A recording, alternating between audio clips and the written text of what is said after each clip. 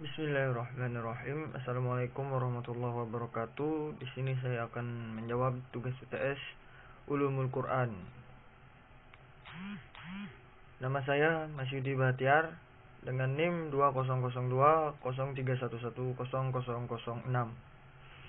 Bismillahirrahmanirrahim. Baik, langsung saja.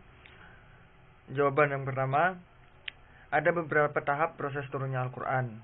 Tahap pertama, pada tahap ini Al-Quran oleh Allah Subhanahu wa ta'ala diturunkan ke Lauhil Mahfud. Hal ini sesuai dengan firman Allah, fi lauhim mahfud, yang tersimpan dalam lauh mahfud. Quran surah Al-Buruj.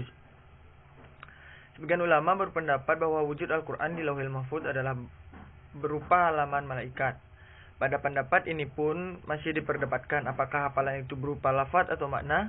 Akan tetapi pendapat yang kuat adalah hafalan dalam bentuk lafaz yang dalam bahasa Arab. Kemudian tahap kedua, pada tahap ini Al-Quran diturunkan dari Lauhil Mahfuz ke Baitul Izzah. Menurut pandangan yang paling sahih, Baitul Izzah ini adalah langit yang paling bawah atau langit dunia. Hal ini didasarkan atas riwayat Ibnu Abbas. Tahap kedua ini berdasarkan pada Al-Quran surat Al-Qadar ayat 1, yaitu Inna anzalnahu fi lailatul qadr. Sesungguhnya telah kami turunkan Al-Quran pada malam kemuliaan. Kemudian pada tahap ketiga, tahap ini Al-Quran diturunkan langsung kepada Nabi Muhammad SAW melalui perantara malaikat Jibril, atau juga sering disebut dengan nama Ruhul Amin, dengan secara mutawatir. Ayat yang menerangkan tentang ini adalah firman Allah yang berbunyi, Bismillahirrahmanirrahim, wa Qur'ana faraqnahu litaqurahu 'alan nasi 'ala mukti wa nazzalnahu tanzilan.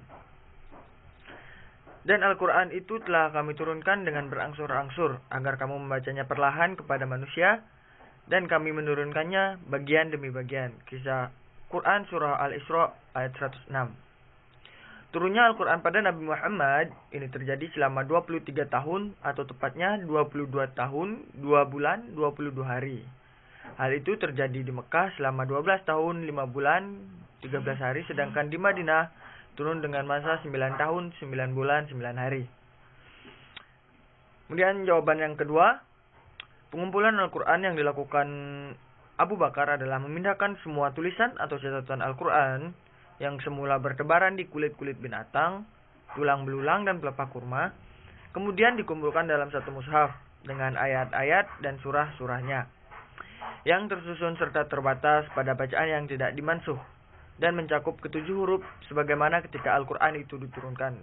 Sedangkan pada pengumpulan yang dilakukan oleh Utsman bin Affan adalah menyalinnya dalam satu huruf di antara ketujuh huruf itu untuk mempersatukan kaum muslimin dalam satu mushaf dan satu huruf yang mereka baca tanpa keenam huruf lainnya.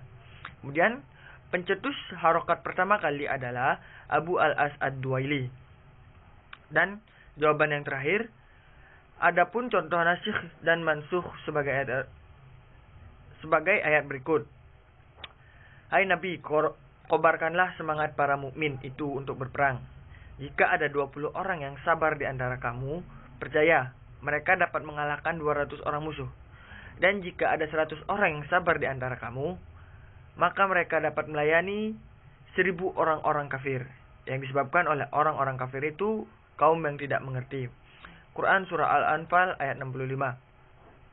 Ayat ini menunjukkan kewajiban bersabarnya 20 umat muslim berperang menghadapi 200 orang-orang kafir, dan bersabarnya 100 umat muslim berperang menghadapi 1000 orang-orang kafir.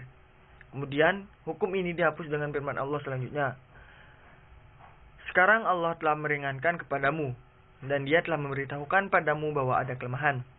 Maka jika di antara kamu 100 orang yang sabar, niscaya mereka dapat mengalahkan 200 orang. Dan jika di antaramu ada 1000 orang yang sabar, niscaya mereka dapat mengalahkan 2000 orang.